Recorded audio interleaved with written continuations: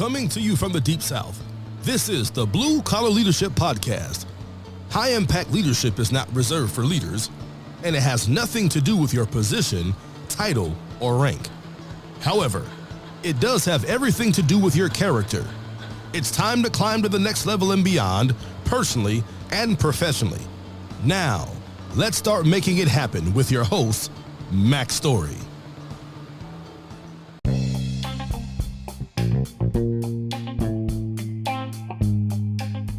Before we get started with today's episode, I want to take a few moments and give you a preview of what you're about to hear and also direct you to some other series that I already have completed on my podcast. So you're about to listen to Blue Collar Kaizen, Leading Lean and Lean Teams. You're listening to a 30-part series on that. Today's episode is just one of 30. It's specific to lean leaders, lean managers, anyone who's leading teams of people through process improvement and continuous improvement projects, Six Sigma, those kind of things. It's not about the tools and the methods and all that. It's about how to lead teams of people. So any leader, anybody at any level can get value from this. But I just want you to know that's what this series is about. It's about that specific book. So hope you enjoy it. But I have some other series that may interest you if this series does not. Got a lot of episodes already out there, but I have a book called Blue Collar Leadership, Leading from the Front Lines. It's all about how to become a high impact individual, how to become a sought after employee of choice, an employee that people want to hire and want to promote. That series, there's a 30-part series, starts at episode 65. I have another series on my book, Blue Collar Leadership and Supervision, Unleash Your Team's Potential. That book is for leaders, formal authority leaders who want to learn how to effectively lead people. That series, 30-part series, starts at episode 111. I have another series. It's an 11-part series on my book, 10 Foundational Elements of Intentional Transformation, How to Become Your Best Self. That series starts at episode 158. I have another series on my Blue Collar Leadership and Culture, the 5 components for building high-performance teams. That book is really for the top leader, and it's how do you become the sought-after employer of choice. It's a 30-part series. It begins at episode 179. My wife Rhea and I, this year in 2021, the theme for my podcast this year was all about change. That's why I'm doing this series on Blue Collar Kaizen, Leading Lean and Lean Teams, because it's all about leading teams through change. But we have a 15-part series we recorded together on our book, Change Happens, Leading Yourself and Others Through Change. That series starts at episode 211. And then this Blue Collar Kaizen, Leading Lean and Lean Teams series, the one you're about to listen to, one of the episodes of, it started at episode 230. And will be a 30-part series, so it's going to take a little while to finish it. Hope you find value in some of these series. Let's get to today's podcast.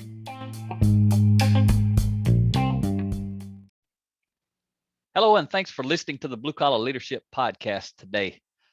Today we're on part 4 of 30, chapter 4 from my book, Blue Collar Kaizen, Leading Lean and Lean Teams.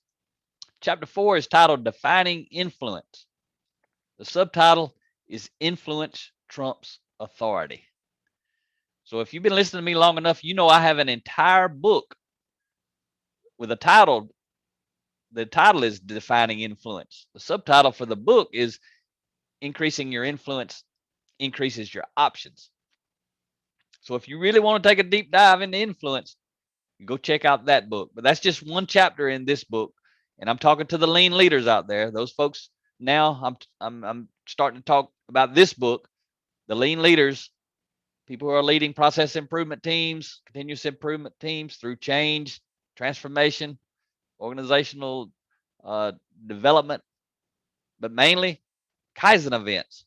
When you pull a team of people together, you show up on Monday and you get a team of people, and they may not be a team yet. They may just be a group of people, 6 to 10 people, and you're going to take them through a 1-day, 3-day, 5-day. Most often for me, it was 5 days that I would take these teams, and actually I had to grow and develop them into a team, and then we had to execute and accomplish the mission all within 5 days. What I had to have was influence. I didn't have any authority. I had no authority beyond I was a consultant brought in to help people improve their processes. So when you think about that, I want to read a quote to you. I want to read a quote to you from Jim Womack. And I talked about Jim in a previous episode, so I'm not going to get into who he is and all that stuff right now.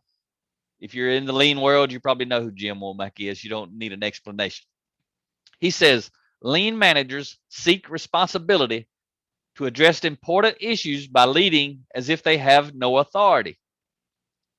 Leading without the benefit of authority is actually critical in any organization, because even in authority-based organizations, managers rarely have control over everything touching a process. Excuse me. And that is absolutely the truth. Because I've spent 20 years working in manufacturing organizations, and I heard a lot of managers whining, moaning, groaning, and whining because they couldn't get things done in other departments. That's because they had no influence. But as a lean leader, you're responsible for continuous improvement. You're responsible for leading teams of people who do not report to you. You're responsible for getting everyone in the organization to buy into process improvement. No one reports to you. And if they do, they're on your team. It's just a small team most often. But if you have a team, you and your team are responsible for leading process improvement, continuous improvement throughout the organization. And all those people who you're trying to get in to engage, they don't report to you or anybody on your team. It's the same with safety, quality, those type support roles, engineering. Anyone in those areas is just like lean. You've got to have authentic influence, or you're going to have a tough day. You're going to have a tough job. You're going to have a tough career if you never figure out how to develop influence. If you're responsible for getting a lot of people to buy in to whatever it is you're responsible for, it's going to be tough. So high impact lean leadership requires influence, but it doesn't require authority. Authority actually gets in the way of lean all the time, endlessly. And, when I started out, I'm going to tell you a couple of stories here. But when I started out my lean journey, I just raised my hand in the plant I was working in, and I accepted responsibility for beginning our lean journey, really. And I didn't understand what it was at the time, but I raised my hand and I said, I'll lead our 5S initiative. I'll kick it off. I'll implement it plant-wide. I didn't even understand really what all that meant, but I can tell you what it meant now. It meant that I was going to take our main 8 departments, and I was going to lead them through a 12 weeks of 5S events. So we did 12 events because we were super busy, like most manufacturing plants. So basically, I led 8 teams through 12 weeks of 5S. So we went through the full-blown 5S from the first S to the 5th S. And again, I'm not teaching you the tools, so I'm not going to get into all what that is, but I can just tell you briefly, it's standardization in organizations. It's just squaring away your area. You can go think going from a mom and pop greasy, dirty garage to a NASCAR garage, squared away, polished, everything. It has a place, everything in its place, that sort of thing, versus chaos, everything out of place, everything dirty. And that's what 5S is about. So we were cleaning, organizing, painting, all kind of stuff, labeling, racks, getting rid of clutter, all that sort of stuff through 8 departments over 12 weeks. So when you multiply that out, I was doing 8 different Kaizen events, the same thing with each department each week.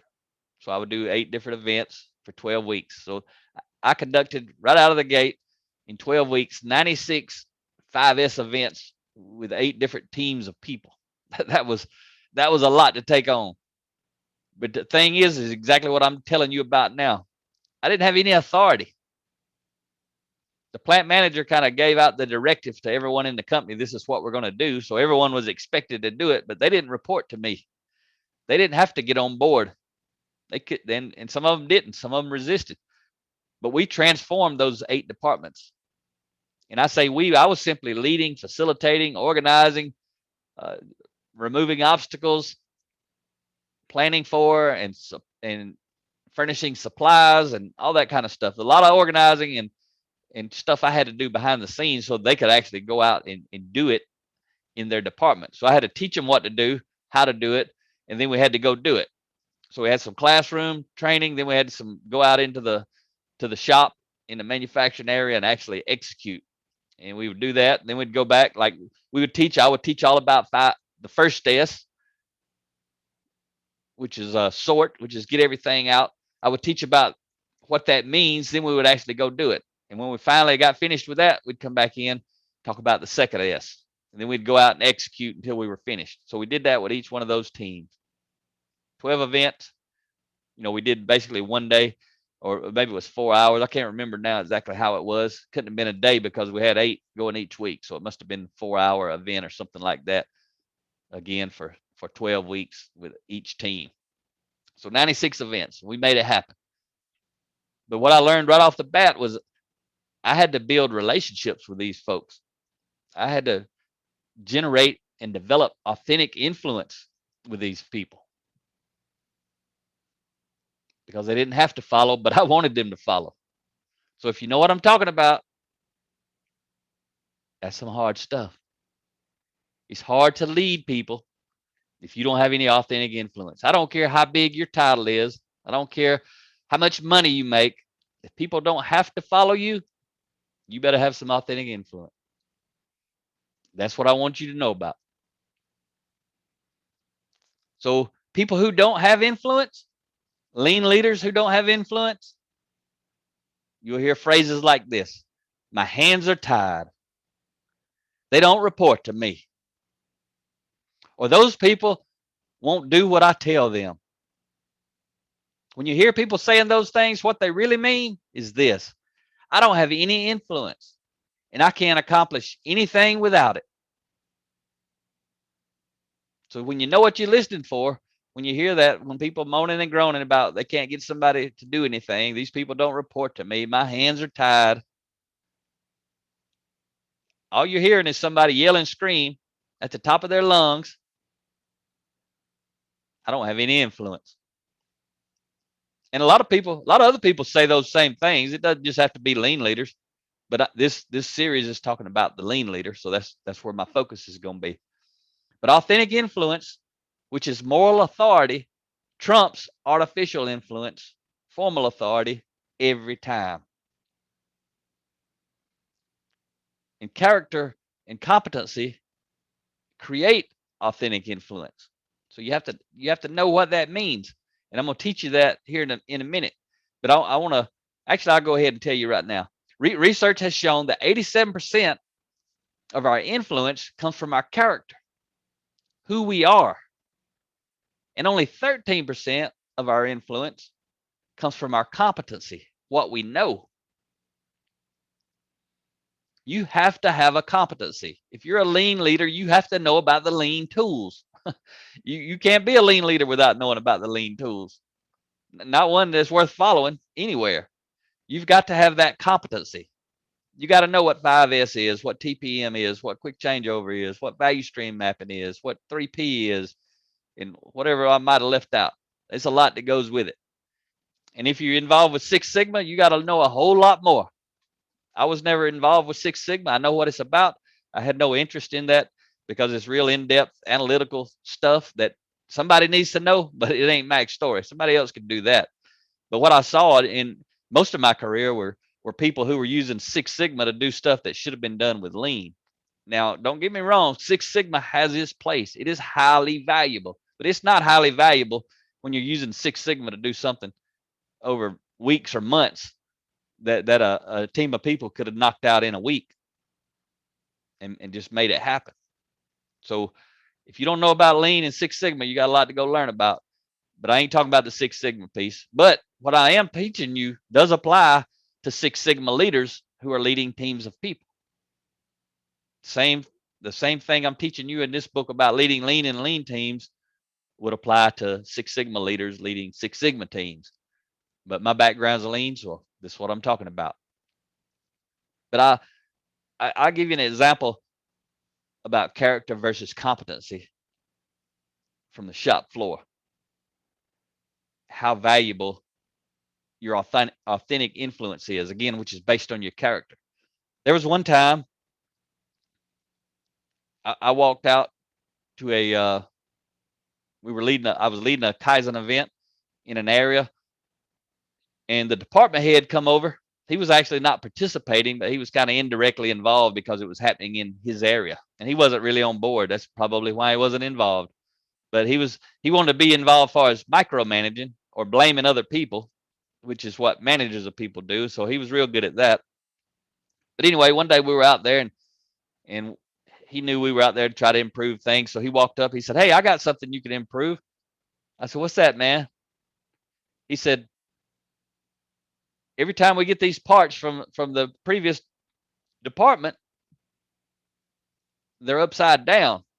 He said, "If they would just flip them over, it would make our job a whole lot easier. We have to flip them over before we can do what we have to do with them."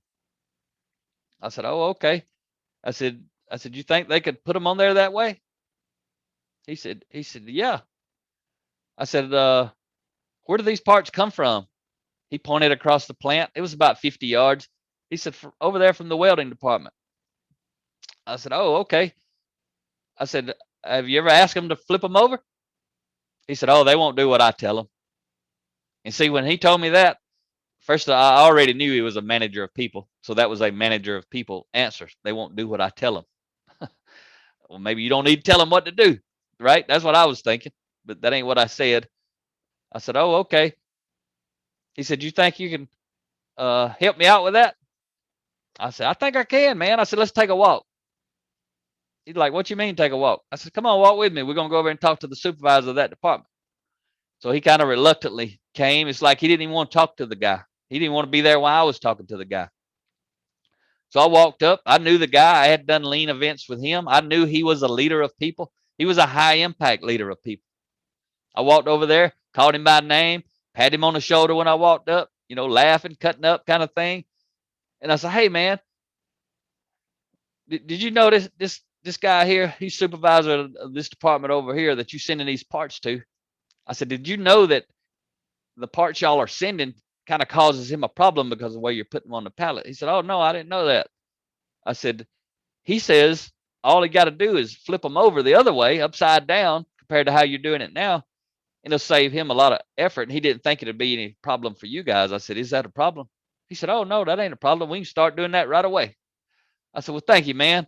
I said, "I know them folks down there appreciate it. I appreciate it. And thank you for helping fix this simple problem." And me and the other supervisor turned around and walked back over to the area that I was actually working on. But how simple was that? They need a lean consultant to go in there and hold one supervisor's hand and walk him over to play nice with another supervisor. You don't know how much of that I did in my lean consulting career. I spent a lot of time holding hands with supervisors and superintendents and managers and team leaders and directors and vice presidents and walking, not literally, but in my mind, that's what it felt like. I'm walking around holding hands with everybody, trying to bring them together and get them to be nice and be friends. What I'm talking about is character. Both of those guys knew they had the competency to lead their departments well. The one guy who was complaining about the other guy, he had the competency to lead his department well. What he didn't have was the character to go build a relationship with the other supervisor. And if the supervisor walked over trying to tell me what to do all the time, I probably wouldn't like him either. But if he built a relationship with me, tried to support me and help me, I'd probably want to build a relationship with him and want to support him and help him or her. In that case, it was two hims. One of them was fine, was a leader of people. One of them was a manager of people. The manager of people, the one causing all the problems. Him and his team wasting time all the time dealing with these parts that was put on a pallet upside down. I'm going to tell you, one of the things with lean is dealing with constraints. And I'm going to tell you, the leader most often is the biggest constraint. Leaders at every level, frontline supervision, middle management, upper level leadership. Those are the three biggest constraints and obstacles to lean leaders. It's usually not the people. The people want to make their jobs better. The people want the leaders to work together, to quit being frustrated and blaming each other and poking, politics, all that crap that goes on out there. And it's a lean leader's job to get rid of the crap. When you're leading a team, you've got to be so effective as a leader that you can weave through all this management of people, build relationships with your team. And again, with each individual team, you get an opportunity to increase your influence dramatically. Like the manager of people, I increased my influence dramatically that week. First of all, I helped him with that problem right there. And I didn't throw him under the bus and I didn't blame him. I just made it happen. We're going to talk about that in the next chapter. As a lean leader, that's what you have to do, make it happen. I don't mean make it happen by forcing everybody. I mean make it happen by leading everybody at every level. I don't care if you report to them, you don't report to them. I don't care if they're a big boss or a little boss or no boss. All you need is authentic influence. So to create a Kaizen culture, you must focus on developing your own character and then helping others develop their character. And at a minimum, intentionally grow and develop the character of those on the teams you lead. And that's going to be the main component of this book. Growing and developing those people on those teams you lead, first through your example, then through formal training and development. And my books, all my Blue Collar Leadership series books support this book. Our Change Happens book supports this book. This is a book to tell you what you need to do as a lean leader, how you need to grow and develop. But I got a lot of other books that you can use when you're actually growing and developing your teams during the Kaizen event, whether it's for an hour a day, 4 hours a day, whatever it is. I'm going to teach specifically and mainly about either a 1-day event or a 5-day event. And I'll go ahead and tell you right here real quick, but we'll dive into it later in the series. On a 5-day event, I spent the first 4 hours on Monday teaching personal growth and leadership development material. And for me, I didn't have all my books back then. I hadn't written them. So I used a lot of the books that I was reading, and I would get the companies to buy the books and buy videos and buy audios and all that stuff. All the stuff that I supply companies now, I didn't have it, but I motivated and inspired my clients to buy this content so I could teach it with integrity. And I wasn't really teaching it. They would buy it, we would read it, or I would play videos and we would talk about it, or I'd play their audios that they had purchased and we'd talk about it. And so that's what I encourage people to do with my stuff now. Buy my books, watch my videos, play my audios, talk about it with your teams. And that's kind of what I'm going to teach you throughout this series. Is much more methodical than I'm sharing with you now. I'm just kind of giving you a snapshot. But I would do that for 4 hours on Monday, then 1 hour every day, Tuesday, Wednesday, Thursday, and Friday, which meant I spent 20% of the week. I spent 8 hours out of 40 on personal growth and leadership development, getting the team's mindset right, teaching them about skill set, and then we would actually go and execute, make things happen. So leadership development is character development. Leadership is influence. Everyone has influence. Therefore, everyone can lead, influence others positively or negatively. High impact lean leaders intentionally model and teach character-based leadership principles to their teams. That's what I was just talking to you about. The reason I spend 20%, it's a lean principle. If you know about lean, I was going slow to go fast. I was getting their mindset right. I was helping them learn principles to increase their influence. And I was teaching them the principles that I use to increase my influence. And while I was doing it, I was increasing my influence with them because they saw me as somebody who cared about helping them as people. And when I was talking about all this leadership, character development, personal growth stuff, I was helping them understand, how does it apply at home in your personal life? Forget about this company. Forget about this event. How does this stuff apply to you in your life, at home, personally, and in your career, into the future, professionally? How can all this stuff help you grow? So I was getting them bought into me as a leader and then bought into the principles that I was teaching so we could actually go live them and execute for a week. So I was leveraging my team's influence by developing my influence with them. That's what this whole book is about, how to help you do just that. And it's going to get wound up as we're going. These first 3 or 4 or 5 chapters, it's kind of like an intro, kind of getting you warmed up for what's coming. I'm going to leave you with a quote today by Jim Rohn. He said this: character isn't something you were born with and can't change, like your fingerprints. It's something you were not born with and must take responsibility for forming. We're talking about your character. You can change your character. I got a book. If you need to seriously work on your character, you need to check out my 10 foundational elements of intentional transformation. I have 11-part series on that. Starts at episode 158. It's already recorded. You may, as a lean leader, you may meet people who have a high need for character development. If you're dealing with a lot of the folks on the front line, but also anybody at any level, there's a bunch of leaders, especially managers of people at all levels, who need a lot of character development. But if you ever get them bought into you during one of these lean events, and they like this stuff you're teaching them, that I'm going to teach you to teach them, and all my other books provide it as resources, this is a resource you need to know. Introduce people to it.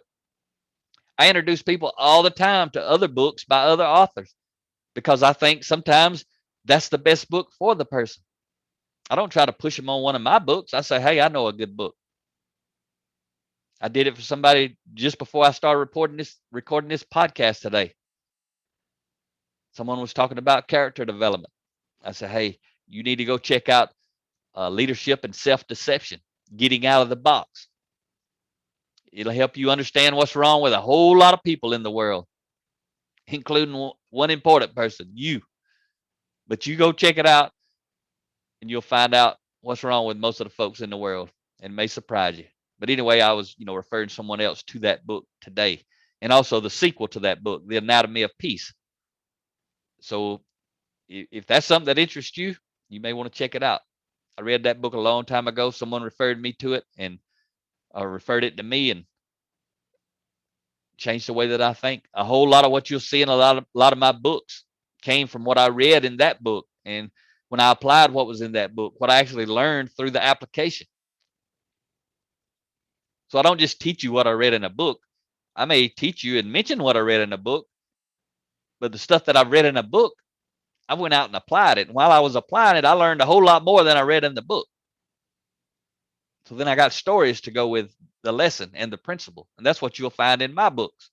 Nobody owns the principles. We own the story, though, because a lot of my stories, nobody else has that story. A lot of your stories, no one else has that story. It's your story. It was your life. We all go through different things at different times for different reasons and have different experiences. So the number one thing, as a lean leader, you got to grow and develop your influence. I highly recommend you go get my book, Defining Influence. Increasing your influence increases your options. Learn what's in that book. That book will accelerate your journey as a lean leader and help you do what I'm going to teach you to do in this book. This is a higher level book about leading the Kaizen teams well, but you're going to need to read a lot of books to be able to do what I'm going to teach you in this book. But hopefully this book's going to motivate and inspire you to actually go down that path, same path that I went down. It allowed me to thrive and allowed my teams to thrive. And man, I've built a lot of great relationships and I saw a lot of people grow. It wasn't because I was teaching them the lean tools. It was because I was teaching them the stuff I'm teaching you now. And because of that, we killed it relative to the lean event. Every time we killed it. I'm going to leave you with that thought today. I hope you out there killing it today. Talk to you next time.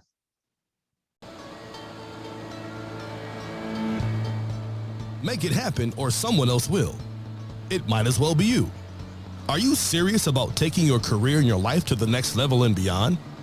Check out Mac Story's Blue Collar Leadership series books and others, now available on audio, along with paperback and ebooks at Amazon, iTunes, and Audible. Please visit bluecollarleadership.com to learn about Mac's books, programs, special offers, certifications, and more. Thank you for listening to the Blue Collar Leadership Podcast.